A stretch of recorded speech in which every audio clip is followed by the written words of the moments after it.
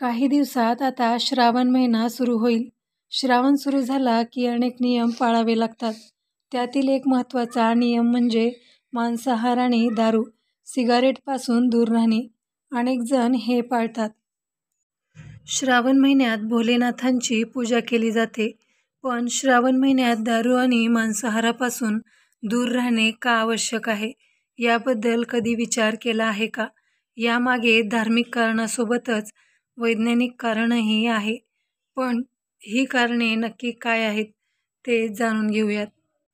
विज्ञानात असे अनेक युक्तिवाद दिले गेले आहेत जे श्रावण म्हणजे पावसाळा हा असा ऋतू आहे ज्यामध्ये आर्द्रता वाढते. अशा हवामानात संसर्गाचा धोका खूप जास्त असतो.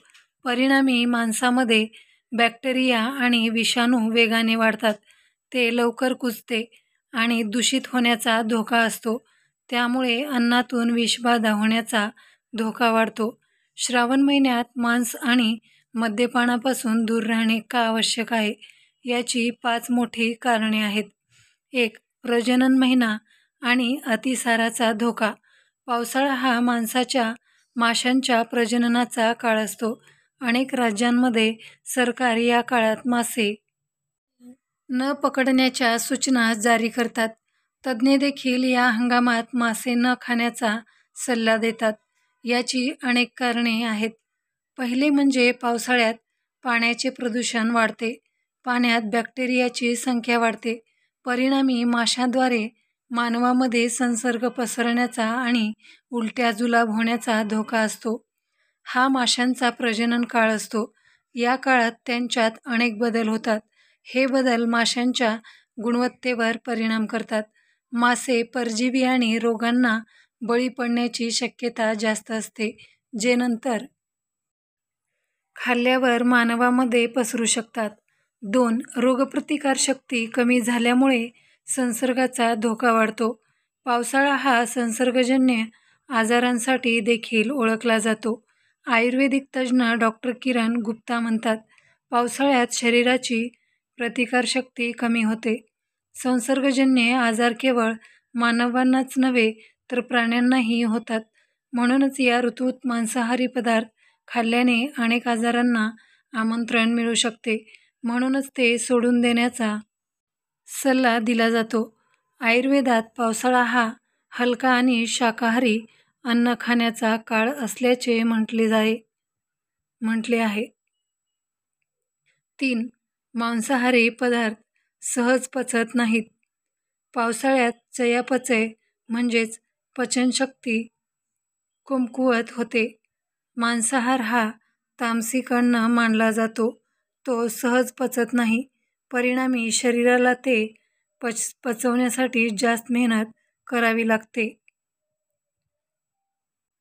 जेव्हा शरीरावर पचनासाठी अतिरिक्त दबाव येतो तेव्हा गॅस, अपचन, आम्लता आणि जडपणा जाणवू शकतो. आधीच कमकुवत झालेली रोगप्रतिकारशक्ती समस्या वाढवू शकते. 4. दारूचे सेवन करू नये. उन्हाळ्यात जास्त पाणी पिण्याचा सल्ला दिला जातो.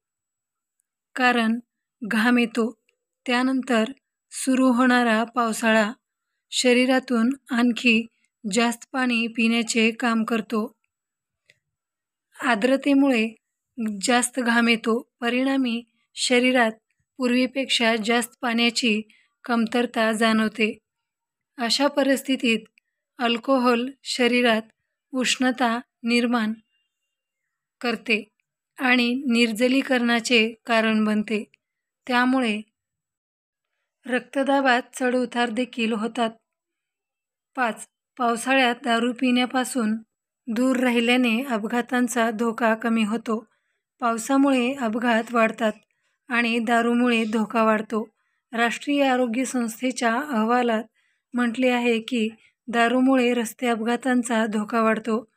ब्राझीलमधील रिओ डी जानेरो येथे केलेल्या संशोधनातून असे दिसून आले आहे की 42.5% प्राणघात रस्ते अपघात दारू पिणाऱ्या लोकांचे झाले आहेत.